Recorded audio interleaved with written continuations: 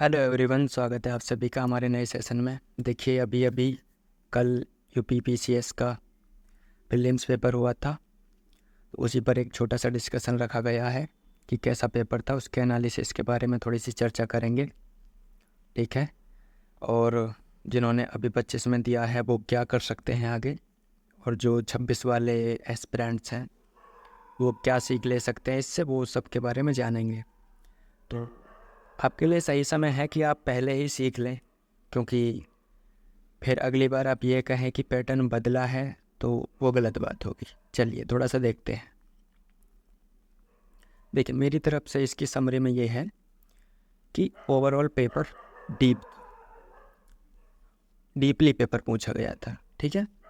और बहुत ही ज़्यादा लेंदी था, यानी कि 2 घंटे में उस पेपर को पढ़ना और पढ़ के सारे क्वेश्चंस और ऑप्शंस को एनालाइज करके सही निष्कर्ष पर पहुंचना वास्तव में टाइम टेकिंग। बट ऐसा नहीं था कि पेपर इतना हार्ड था कि आप उसको कर नहीं सकते थे। कर सकते थे, बट टाइम टेकिंग था। कैसे कर सकते थे? करने का एक ही तरीका था, वो था कॉन्सेप्ट।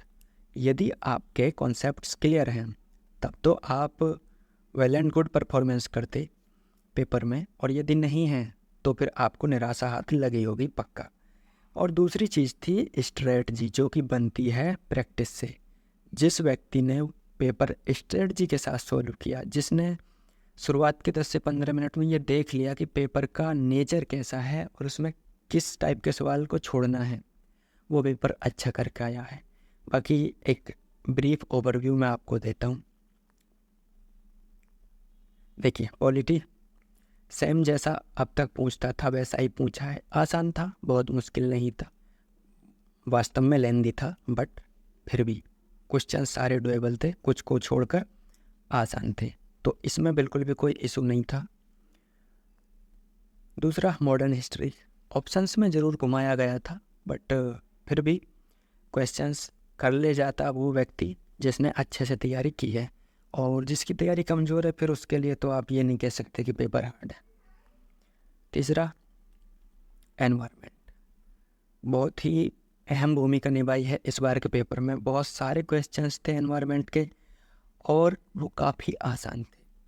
अक्सर एस्पिरेंट्स क्या करते हैं कि पॉलिटी, हिस्ट्री, ज्योग्राफी, इन जो मेजर सब्जेक्ट मानकर, इन सारे सब्जेक्ट्स को मेजर मानकर एनवायरनमेंट वगैरह को छोड़ देते हैं या कम ध्यान देते हैं।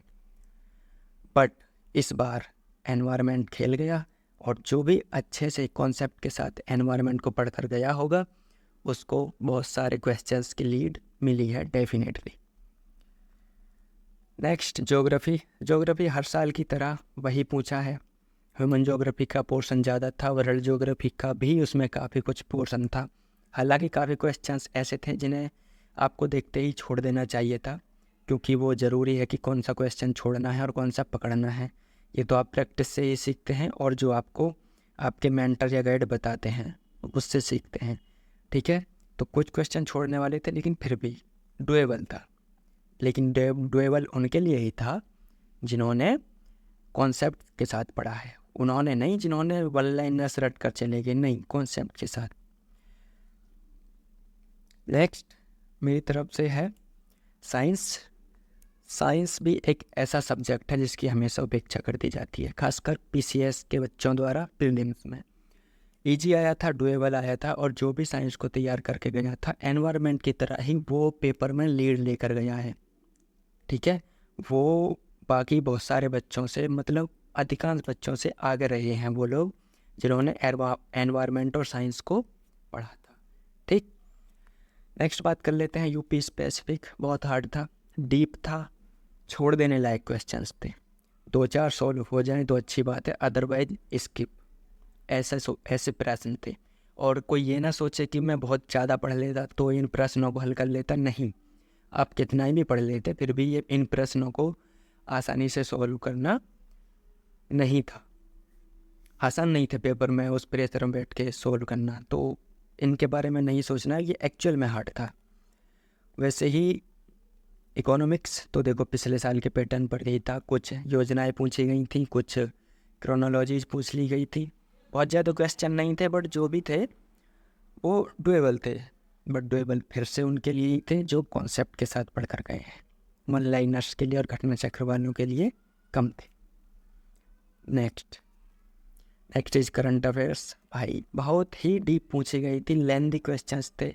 जहाँ वन लाइनर पूछे जाते थे वहाँ इस बार स्टेटमेंट बनाकर पूछे गए हैं, और स्टेटमेंट भी काफ़ी लेंदी थे, 2 लाइन के भी स्टेटमेंट थे। तो इसका पूरा जो मैंने सेग्रीगेट किया है वो इस तरह से किया है कि 25 में जो की प्लेयर्स रहे उसमें एक पॉलिटी रहा, एक हिस्ट्री रहा, जिसमें मॉडर्न और मिडाइवल, एंशियंट में भी 1-2 क्वेश्चंस तो थे अटपटे, बाकी हो जाते, पढ़ कर जाता कोई तो हो जाते। तीसरी ज्योग्राफी ने भूमिका निभाई, चौथा एनवायरनमेंट और 5वां साइंस। इस बार ये 5 जो सब्जेक्ट हैं वो खेल गए। कौन से सब्जेक्ट आपको छोड़ने थे पेपर में बैठकर? वो थे करंट अफेयर्स, यूपी स्पेसिफिक, काफ़ी हार्ड थे। तो जिन्होंने इन वाले सब्जेक्ट्स पर पकड़ बनाई थी, इनकी तैयारी अच्छी की थी और वो पेपर में बैठकर ये समझ चुके थे कि मुझे क्या छोड़ना है और क्या पकड़ना है, तो फिर आप मान लीजिए कि उनका पेपर क्लियर होगा। अब आप इस तरह की स्ट्रेटजी और इस तरह की पढ़ाई कैसे कर सकते हैं कि पेपर होने के बाद आपको रिग्रेट ना हो कि ये पढ़ लेता और ये छोड़ देता? चलिए थोड़ा सा डिस्कस करते हैं। अब मैं सबसे पहले बताता हूँ कि 2025 वाले बहुत सारे बच्चे दुविधा में हैं, सारे एस्पिरेंट। अब देखिए इस पूरे 25 वाले जिन्होंने पेपर दिया है उसमें 3 कैटेगरीज हैं। एक कैटेगरीज तो उनकी है जिनका प्री श्योर निकल रहा है, उनको पता है कि मेरा प्री निकल जाएगा, ठीक। और दूसरी कैटेगरी उनका है जो बाउंड्री पर खुद को महसूस कर रहे हैं कि आयोग ने यदि कुछ क्वेश्चंस को सही मान लिया तो वो इन हो जाएंगे, और यदि कुछ क्वेश्चंस को गलत मान लिया तो वो आउट हो जाएंगे। और एक तीसरी कैटेगरी उनकी है जो हम अभी आगे बात करेंगे। पहले इन दोनों के बारे में बात करते हैं। जिनका प्री श्योर निकल रहा है, भाई आपके लिए तो कुछ कहना ही नहीं, मैं इसकी प्रिपरेशन में लग जाओ, नोट्स बनाओ, रिवाइज करो और लिखना स्टार्ट कर दो। नोट्स बनाओ, रिवाइज करो, राइट करो, 3 ही स्टेप है आपके लिए, चौथा नहीं है। कंटेंट से रिलेटेड या आंसर राइटिंग से रिलेटेड कोई भी प्रॉब्लम है टेलीग्राम पर मैसेज करिए और आपकी जो क्वेरी है वो सॉल्व कर दी जाएगी। आपके बारे में कुछ नहीं है, कुछ भी पूछना है तो आप टेलीग्राम पर ये कमेंट आप पूछ सकते हैं। अब जिनके प्री पर शंका है, देखिए आपके लिए बड़ा कठिन दौर है, क्योंकि मेरे बड़े भाई कहते थे कि सबसे बड़ी जो मुश्किल स्थिति होती है वो दुविधा की स्थिति होती है, या तो इंसान इन हो या फिर आउट हो, उससे निकलना थोड़ा सा इजी हो जाता है। लेकिन जो दुविधा वाले होते हैं ना तो वो मर पाते हैं ना जी पाते हैं, ना चैन से खा पाते हैं ना चैन से सो पाते हैं। अब जो लोग बाउंड्री पर हैं वो हर सुबह सोचेंगे कि हो रहा है, लेकिन शाम होते होते उन्हें लगेगा कि नहीं हो रहा, फिर वो हर सुबह अगली सुबह सोचेंगे कि हो रहा है, शाम होते होते लगेगा कि नहीं हो रहा। इस बीच वो अपनी ना पढ़ाई एकदम मिस कर देते हैं, मेंटल कंडीशन एकदम एग्जॉस्ट हो जाती है, कुछ नहीं बचता। कोई पूछता है क्या क्या क्या रहा एग्ज़ाम का, तो आप कुछ बता भी नहीं पाते, क्या बताएं, हाँ कहें कि ना कहें, सुबह को हाँ कहेंगे, शाम को ना कहेंगे, अगले दिन फिर वही हाल। देखिए आपके लिए मैं कुछ सलाह देता हूँ थोड़ी सी, कि आप मेंस की तैयारी करिए। देखिए यदि आपका होगा तो भी और नहीं होगा तो भी आप मेंस की तैयारी करिए, हुआ तो आपका टाइम वेस्ट नहीं होगा, वो काम आ जाएगा। और यदि आपका नहीं हुआ तो भी आपका टाइम और एनर्जी वेस्ट नहीं होगा, वो अगले साल काम आ जाएगा, क्योंकि मेंस तो आपको तैयार करना ही है। आप जितनी जल्दी इस बात को समझ लेंगे कि असली खेल मेंस है, प्रीलिम्स नहीं है ना। जो मेंस में बैठते हैं वो समझते हैं कि आखिर अब तक तो हम कहीं और ही उलझे हुए थे, प्रीलिम्स तो बस एक छोटी सी चीज़ थी, असली खेल तो ये मेंस वाला है। तो वही मेंस की तैयारी करिए। और मेंस की तैयारी में आप क्या कर सकते हैं, पहले आप हिंदी पढ़िए, थोड़ा सा इंटरेस्टिंग लगेगा आपको। उसके बाद ऐसे पढ़िए तो थोड़ा सा और इंटरेस्टिंग लगेगा, क्योंकि उसमें आपको कुछ स्टोरीज पढ़ने को मिल जाएंगी बहुत सारी, कुछ नई नई चीज़ें, अच्छी अच्छी चीज़ें जानने को मिल जाएंगी। फिर आप जीएस पेपर 4, 5 और 6 उठाइए। तो इससे क्या है कि आपका एक रिदम टूट जाएगा। कौन सा वाला रिदम? जो प्रीलिम्स में ज्योग्राफी, हिस्ट्री, पॉलिटी का बना हुआ होता है ना, बार बार नहीं पढ़ रहे होते हैं, बार बार नहीं पढ़ रहे होते हैं, तो वो जो एक रिदम है वो टूट जाएगा। और आप 4 पेपर 4, 5, 6 करने के बाद आप जीएस 1, 2, 3 पर फिर से आइए। इस तरह आप अपनी दुविधा से निकल सकते हैं। और याद रखिएगा, मेरे भैया ने मुझे बात समझाई थी, आप भी समझ लीजिए। नहीं समझाएंगे तो बहुत पछताएंगे, है ना। टाइम चला जाता है, वापस नहीं आता। दुविधा में नहीं रहना है, मेंस की तैयारी करनी ही करनी है, चाहे आप प्री निकाल पाएँ या ना निकाल पाएँ, आगे आपकी इच्छा है। और आपके लिए भी कोई डाउट है तो फिर कमेंट बिलो एंड टेलीग्राम में। नेक्स्ट चलते हैं। अब देखिए भैया, बारी आती है उनकी जिनको पता है कि इस बार नहीं होगा। बहुत ही दुविधा का समय है। देखो मेरे दोस्त, ये वो हालत होती है जहाँ आपका माँ, भाई, बहन, दोस्त, पिता कोई नहीं समझता आपको। कभी कभी ऐसा होता है कि आपकी तैयारी बहुत अच्छी होती है बट आप पैनिक कर जाते हैं पेपर में, या फिर कोई छोटी मिस्टेक हो जाती है, आप समय पर पहुंच नहीं पाते, या फिर रात को सो नहीं पाते या खा नहीं पाते। कोई भी सिली मिस्टेक हो सकती है जिसकी वजह से आप मतलब अच्छा प्रदर्शन नहीं कर पाते हैं। बट देखिए, उसको कोई भी समझने नहीं वाला है ना, सब आपको ब्लेम ही करने वाले हैं। हर कोई आपको यही कहेगा कि पढ़ा नहीं इसलिए नहीं हुआ। बट देखिए, हम as a civil service community हम आपको समझते हैं। आपको घबराना नहीं है, सिर्फ वक्त है, निकल जाएगा। थोड़ा सा रेस्ट लीजिए, टाइम लीजिए, टाइम के साथ हर गाँव भर जाता है। कुछ भी परमानेंट नहीं है। आप जैसे सफल हो जाएंगे वो भी परमानेंट नहीं होगा। उसके बाद आपके जीवन में अनेक चुनौतियाँ आएंगी, और यदि आप आज फेल हो रहे हैं तो ये भी परमानेंट नहीं है। इसके बाद भी आपके जीवन में चुनौतियाँ भी आएंगी और अच्छे पल भी आएंगे। और जिस दिन आप सफल होंगे उस दिन आपको यही फेलियर, यही चुनौतियाँ, ऐसा लगेगा कि शायद मैं उस दिन फेल ना हुआ होता तो मैं अपनी सफलता का आज उतना आनंद ना ले पा रहा होता जितना आप इस फेलियर के बाद सफल होकर आनंद ले पाएंगे। तो आप रेस्ट करिए, फिर भी आप रेस्ट करिए। रेस्ट करने के बाद आप हर कोशिश करिए कि आप खुद को अच्छा रख सकें। दोस्तों से बात करिए, अच्छे दोस्तों के साथ, और जो भी माता पिता, जो भी जिसके साथ भी आपकी अच्छी पटती है, बनती है अच्छी, उनसे बात करिए। और यदि आप बात करेंगे तो हो सकता है कि आपके बारे में लोग गलत सोचें, बट इट्स ओके। गलत तो वो फिर भी सोच ही रहे हैं ना कि प्रीलिम्स नहीं हुआ, लेकिन इससे आपका जो मेंटल कंडीशन है, मेंटल प्रेशर है ना, वो थोड़ा सा हल्का हो जाएगा। बात करने से होता है हल्का, भाई करिए बात। कुछ नहीं कर सकते आप तो लिख दीजिए, आप इंट्रोवर्ट हैं, आप लिख दीजिए कागज पर।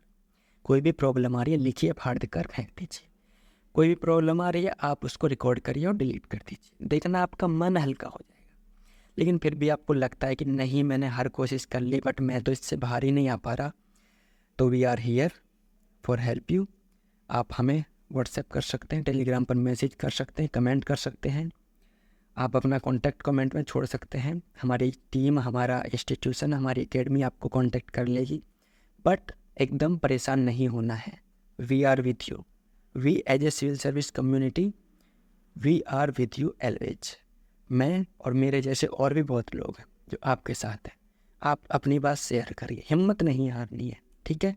और जैसे ही आप संभलते हैं, संभल कर आप भी अपनी मेंस की तैयारी में लग जाइए। प्रीलिम्स की तैयारी कब से करनी है हम आपको बताएंगे, लेकिन मेंस सबसे पहले है।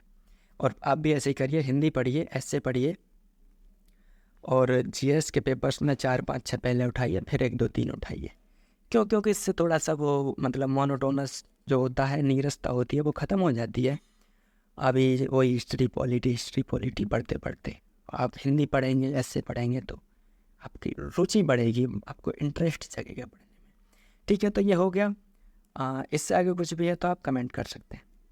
देखिए नेक्स्ट चलते हैं। अब 2026 वाले, देखिए सावधान हो जाइए भाई साहब, 26 वालों जो भी हैं, कोई भी एनीवन, नया या फिर कोई एक्सपीरियंस होल्डर, 2 अटैम्प्ट वाला, 3 अटैम्प्ट वाला, या कोई भी। देखिए मेरी तरफ से क्या है आपके लिए, मेरा ये मानना है कि हमेशा से ही, मेरा 6 साल का एक्सपीरियंस ये कहता है कि हमेशा से ही पॉलिटी, ज्योग्राफी और मॉडर्न हिस्ट्री, ये 3 ऐसे सब्जेक्ट हैं जो हमेशा आपको इतने नंबर दिला जाते हैं कि आपको कट ऑफ के पास ले जाते हैं। कहाँ ले जाते हैं? आपको कट ऑफ के पास ले जाते हैं। बट ये सिर्फ 3 सब्जेक्ट कट ऑफ को क्रॉस करने के लिए पर्याप्त नहीं है। ओके, क्लियर है। बट तो फिर आपको क्या करना चाहिए? तो अब आती है बाकी के सब्जेक्ट की बारी। क्या? साइंस है, एनवायरनमेंट है, यूपी है, करंट अफेयर्स। ये 4 वो सब्जेक्ट हैं कि यदि आप इनमें अच्छा नहीं तो मध्यम प्रदर्शन करते हैं, आप सिर्फ इनके कॉन्सेप्ट क्लियर करके ले जाते हैं, तो आप मेरिट को क्रॉस कर जाएंगे, 100% गारंटी के साथ क्रॉस कर जाएंगे यदि आप इस तरह अप्रोच रखते हैं। तो यदि आप इस तरह अप्रोच रखते हैं और मेरिट क्रॉस ना करें, तो आप मेरे पास अगर कहते हैं ना, आपकी पढ़ाई का खर्चा मैं उठाऊंगा आगे से, ठीक है। बट इस तरह अप्रोच करके देखो एक बार। यदि आपने इसमें मध्यम तैयारी कॉन्सेप्ट के साथ, तो आप जो मेरिट लाइन है उसको क्रॉस कर जाएंगे यहाँ। यदि आपने सिर्फ 2 सब्जेक्ट में अच्छी तैयारी की और 2 में मध्यम तैयारी की, तो आप यहाँ जाएंगे, यानी आपको सोचना ही नहीं पड़ेगा कि मेरिट कितनी जाएगी। और यदि आपने यहाँ भी अच्छी तैयारी कर ली, तो आप यहाँ जाएंगे और आप पहले से श्योर होंगे कि मेरा प्रीलिम्स निकलेगा ही निकलेगा, कोई रोक ही नहीं सकता। Are you getting my point? हाँ, समझ रहे हैं? मैं बिलफ नहीं कर रहा हूँ, मैं फेंक नहीं रहा हूँ, मेरा 6 साल का एक्सपीरियंस बोल रहा है ये, ठीक है। तो ये है एक्चुअल प्लानिंग। फिर इनको एग्जीक्यूट कैसे कर सकते हैं, ये 4 सब्जेक्ट आपको कट ऑफ पार कराएंगे। अब आपको इन्हें एग्जीक्यूट कैसे करना है, देखिए 26 को आप कैसे अप्रोच कर सकते हैं। मेरी नज़र से देखिए, मैं क्या मानता हूँ कि जो 3 सब्जेक्ट हैं आपके, जो की प्लेयर्स रहते हैं हर साल, कौन कौन से? पॉलिटी, हिस्ट्री और ज्योग्राफी। इनको आप स्टैंडर्ड बुक से कवर करिए और कॉन्सेप्ट को एकदम क्लियर कर लीजिए। दूसरे राउंड में इनके फैक्ट्स को एकदम क्लियर कर लीजिए बेहतरीन तरीके से। यानी कि यहाँ से यदि 100 क्वेश्चन आ रहे हैं, मान कर चल रहे हैं कि 100 क्वेश्चन आ रहे हैं, तो लगभग 95 to 98% की एक्यूरेसी होनी चाहिए। यदि इतनी नहीं भी हो पाती है, तो ये 90% तो कम से कम होनी चाहिए यहाँ से जितने भी क्वेश्चन आए। और ऐसे क्वेश्चन आते हैं, आप यहाँ से 90% एक्यूरेसी ला सकते हैं, ठीक है। कितना ही भी आउट ऑफ पेपर क्यों ना चला जाए, 90% एक्यूरेसी आप यहाँ कर सकते हैं, ठीक है। मैं अनुभव से बता रहा हूँ आपको। नेक्स्ट आपको क्या करना है, करंट अफेयर्स। करंट अफेयर्स के लिए एक मंथली मैगजीन पकड़िए। क्या? Monthly magazine. देखिए, ये मत करिए कि आप पेपर से 4 दिन पहले कहें कि लाओ जी मुझे करंट अफेयर्स दे दो, अब 1 साल का मैं करके चला जाता हूँ और मैं बन जाऊँगा तुर्रम खा और फोड़ दूँगा paper. It's not going to happen, okay, it's not work, ठीक है, it doesn't work, never work, ठीक। तो then what should you do, क्या करना चाहिए आपको? भाई मंथली मैगजीन पढ़िए, चाहे पेपर 1 लाइनर आ जाए, चाहे पेपर लेंथी आ जाए इस बार की तरह। आप मंथली मैगजीन उठाकर देख लीजिए, आप 90% करंट अफेयर्स के क्वेश्चंस कर ले जाएंगे, अटैम्प्ट कर लेंगे। समझ रहे हैं आप? अब आपको मजाक लग रहा होगा, मैं आपको दिखा दूंगा, कोई भी एनी वन करंट अफेयर्स उठा लेना, उससे हो जाएंगे। और यदि आपको नहीं पता तो मैं बता दूंगा कौन सी मैगजीन इज़ बेस्ट, ठीक। मानने वाले मानते, ना मानने वाले कितना भी समझा लो नहीं मानते। बट कुछ लोग यदि इसे फॉलो करेंगे एडवाइस को, तो देखना 26 में वो पेपर देने से पहले श्योर होंगे कि yes I am going to clear prelims. उसके बाद आपको क्या करना है कि जो मैंने बाकी के सब्जेक्ट बताए हैं, science, environment, current affair, UP specific, उनको क्रम से पढ़ते जाइए और पढ़ने के बाद प्रैक्टिस करते जाइए। प्रैक्टिस को आदत बनाइए, हर चैप्टर की प्रैक्टिस करिए, हर सब्जेक्ट वाइज प्रैक्टिस करिए और साथ ही साथ फुल लेंथ लगाइए, फुल लेंथ की प्रैक्टिस करिए। Practice is the key. Practice आपको बताएगी कि जब पेपर रोप बदलता है, यानी कि मान लीजिए साइंस कम और एनवायरनमेंट ज़्यादा आई, साइंस हार्ड एनवायरनमेंट आसान आई, तो आपका माइंड क्लिक करना चाहिए कि साइंस को स्किप करना है, भाई एनवायरनमेंट को पकड़ना है, साइंस को कम टाइम देना है, एनवायरनमेंट को ज़्यादा देना है। Are you getting my point? समझ पा रहे हैं आप? ये कैसे पता चलता है? प्रैक्टिस से, एनालाइज करने से। अपने किसी मेंटर के साथ एनालाइज करिए जो भी आप उचित समझें, ठीक। तो ये मेरी अप्रोच है, यदि आप इसको अपनाते हैं, कोई भी बंदा, कोई भी व्यक्ति अपनाता है, फेल हो ही नहीं सकता। बट यही है कि डिसिप्लिन तरीके से कोई अपना ले। और यदि आप डिसिप्लिन नहीं बना सकते, तो आप हमारे साथ डिसिप्लिन रहिए, क्योंकि किसी के साथ डिसिप्लिन रहना आसान होता है, खुद से डिसिप्लिन रहना मुश्किल हो जाता है। चलिए, हम आपके लिए क्या करने वाले हैं भैया, देखिए, चूँकि टाइम मेंस का है तो प्रीलिम्स पर हम फोकस नहीं करेंगे बिल्कुल भी। प्रीलिम्स के टाइम पर प्रीलिम्स के लिए फोकस करेंगे और हम प्रीलिम्स के लिए आपको इतना करा देंगे कि आपको प्रॉब्लम नहीं होगी। हम आपको प्रॉमिस करते हैं कि प्रॉब्लम नहीं होगी, जैसा कि हम अभी मेंस के लिए आपको कराने वाले हैं। मेंस में आपको कोई प्रॉब्लम नहीं होने वाली है। आप कोई भी पेड कोर्स उठा लेना, किसी भी महंगी से महंगी कोचिंग का, यदि इससे बेहतरीन कंटेंट मिल जाए, पढ़ाना छोड़ दूंगा, यहीं चैनल डिलीट करके चला जाऊंगा। आप ये कह देना कि आपका कंटेंट लो ग्रेड है और आपसे बेटर कंटेंट वो दे रहे हैं और इतना महंगा दे रहे हैं। वॉट कोई भी, बड़ी से बड़ी कोचिंग, छोटी से छोटी कोचिंग, ठीक है। चलिए, करने क्या वाले हम आपको मेंस क्रैश कोर्स कराने वाले हैं। क्रैश कोर्स बस नाम दे दिया है, हम आपको पूरा मेंस का सिलेबस तैयार कराने वाले हैं। जीएस के 6 पेपर्स होते हैं, हिंदी ऐसे उनको मिलाकर 8 पेपर्स हो जाते हैं। लेकिन जीएस के 6 पेपर्स विद हिंदी एंड ऐसे वो आपको हाई क्वालिटी कंटेंट के साथ कराए जाएंगे। डेटा को कैसे रिप्रेजेंट करना है, फ्लो चार्ट को कैसे रिप्रेजेंट करना है, और नोट्स को शॉर्ट कैसे बनाना है ताकि उन्हें आप एग्ज़ाम से पहले रिवाइज कर सकें। बहुत ठोकरें खाई हैं मैंने 6 साल में, और कई बार मेंस लिखा है और कई बार चीज़ें कर कर के समझी हैं। तो मैं आपको अपना एक लंबा एक्सपीरियंस सौंप रहा हूँ, ठीक है।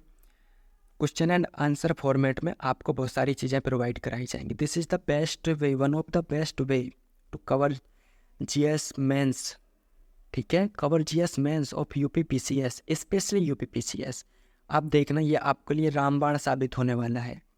आप ये जानकर हैरान हो जाएंगे कि यदि आप इस तरह क्वेश्चन एंड आंसर फॉर्मेट में सिलेबस को कवर करके जाते हैं, आपको डिक्टो वहाँ पर क्वेश्चंस मिलेंगे। डिक्टो, आपको कुछ नहीं करना, आपको बस वहाँ पर क्वेश्चन पढ़ना है, आपको आंसर आएगा दिमाग में कि ये 4 पॉइंट छापने यहाँ, ये 4 पॉइंट यहाँ, ये डायग्राम, ये चित्र।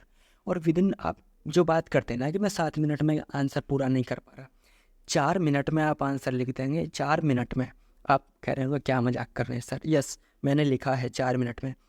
150 शब्द वाला क्वेश्चन मैंने 3 मिनट में भी लिखा है। वो कब लिखा है? जब मेरा क्वेश्चन एंड आंसर फॉर्मेट में मटेरियल तैयार था। क्यों? क्योंकि मुझे सिर्फ छापना था, मुझे ब्रेनस्टॉर्म करना ही नहीं पड़ रहा था, मुझे सोचना ही नहीं पड़ रहा था, सिर्फ लिखना। धड़ाधड़ लिखे जा रहा हूँ, पॉइंट। मुझे पता है कितने स्पेस ग्राफ के लिए छोड़ना है, मुझे पता है कि पहले पेज पर कितने पॉइंट लिखने हैं, मुझे पता है कंक्लूजन के लिए मुझे कितना स्पेस छोड़ना है, मुझे सब कुछ पहले से पता है उस क्वेश्चन के बारे में। और वो उस क्वेश्चन से जो मिनट्स बचेंगी, उस क्वेश्चन से जो समय बचेगा, उसको आप लगाएंगे उस क्वेश्चन पर जो आपको नहीं आता, यानी कि जो एकदम बाउंसर क्वेश्चन है। Are you getting my point? समझ पा रहे हैं आप? ठीक है, तो इस तरह से हम चलने वाले हैं।